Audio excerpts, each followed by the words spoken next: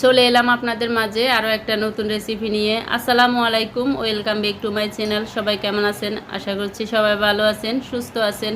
আলহামদুলিল্লাহ, আল্লাহর অশেষ রহমতে আমরাও ভালো আছি। তো আরও একটা নতুন রেসিপি নিয়ে চলে আসলাম আপনাদের মাঝে।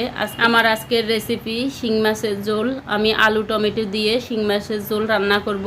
তো রেসিপিটা আপনাদের সাথে শেয়ার করব। আপনারা যে যেখান থেকে আমার ভিডিওটি দেখছেন একটা লাইক দিয়ে ভিডিওটি দেখা শুরু করবেন। আর অনুরোধ রইল ভিডিওটি না টেনে পুরাটাই দেখবেন, ফুল ওয়াচ দিবেন।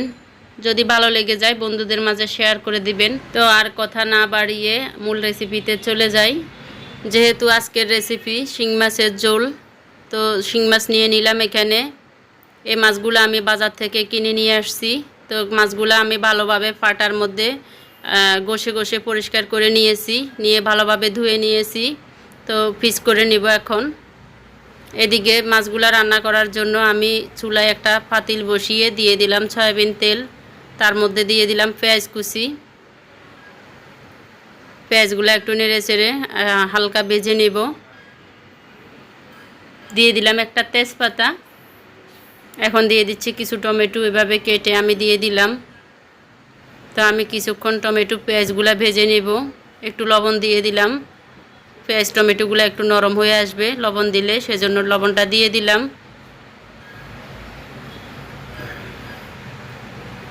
এখন দিয়ে দিব পেঁয়াজ বাটা।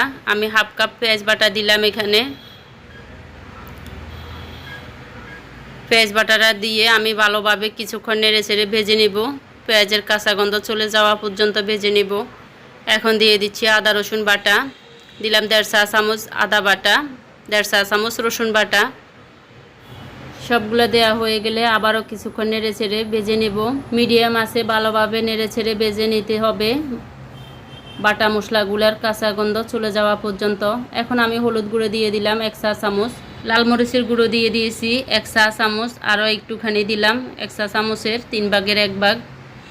তো দিয়ে আবারও কিছুক্ষণ নেড়ে চেড়ে নিলাম।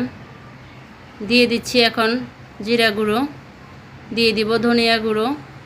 আমি জিরা গুঁড়ো দিয়েছি 1 চা চামচের থেকে একটু কম, আর ধনিয়ার গুঁড়ো দিয়েছি 1 চা চামচ। তো এখন আমি মশলাটা কষানোর জন্য দিয়ে দিলাম ফুটান্ত গরম পানি। পানি দিয়ে আমি মশলাগুলা কষিয়ে নিব। এখানে শিং মাছগুলো আমি কেটে পিস পিস করে ভালোভাবে আবারও ধুয়ে নিলাম। এখন মাছগুলা দিয়ে দিব। আমার মশলাটা কষানো হয়ে গেছে।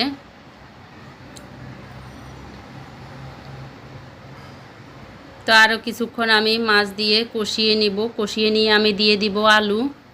এখানে আমি একটা আলু এভাবে কেটে দিয়েছি।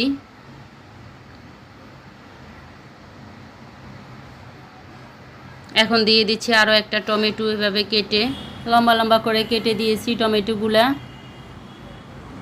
দিয়ে সবগুলা একটু ভালোভাবে নেড়ে ছেড়ে দিলাম। আপনারা যারা আমার ভিডিওটি আজকে নতুন ভিজিট করছেন প্লিজ আমার চ্যানেলটা সাবস্ক্রাইব করে দিবেন। আর যারা ফেসবুক থেকে দেখছেন প্লিজ পেজটি ফলো করে দিবেন। আর অলরেডি যারা ফলো সাবস্ক্রাইব করে দিয়েছেন তাদেরকে অসংখ্য ধন্যবাদ আমার পাশে থাকার জন্য। তো এই তো আমি আরও কিছু ফুটান্ত গরম পানি দিয়ে দিলাম।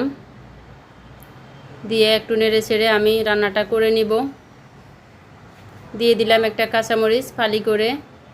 যেহেতু এখানে আমি লাল মরিচের গুঁড়াটা বেশি দিয়েছি, আর আমার লাল মরিচের গুঁড়াগুলো একটু বেশি ঝাল, তো আমি কাঁচামরিচটা কম দিয়েছি। আমার রান্নাটা হয়ে গেছে। এখন আমি ধনিয়া পাতা দিয়ে দিব। তো এখন ধনিয়া পাতা দিয়ে দিলাম। দিয়ে একটু নেড়ে ছেড়ে আমি নামিয়ে নেব। আমার রান্নাটা কমপ্লিট। তো আপনাদের কাছে আমার শিং মাছের ঝোলের রেসিপিটা কেমন লেগেছে কমেন্ট করে জানিয়ে দিবেন। আর আমার মতো এভাবে কে কে রান্না করেন, আপনাদের কাছে কেমন লেগেছে আমার রান্নাটা অবশ্যই কমেন্ট করে আমাকে জানাবেন। আর এখনও যদি আমার ভিডিওতে একটা লাইক দিয়ে না থাকেন, লাইক দিতে ভুলে গিয়েছেন, প্লিজ লাইকটা দিয়ে দিবেন।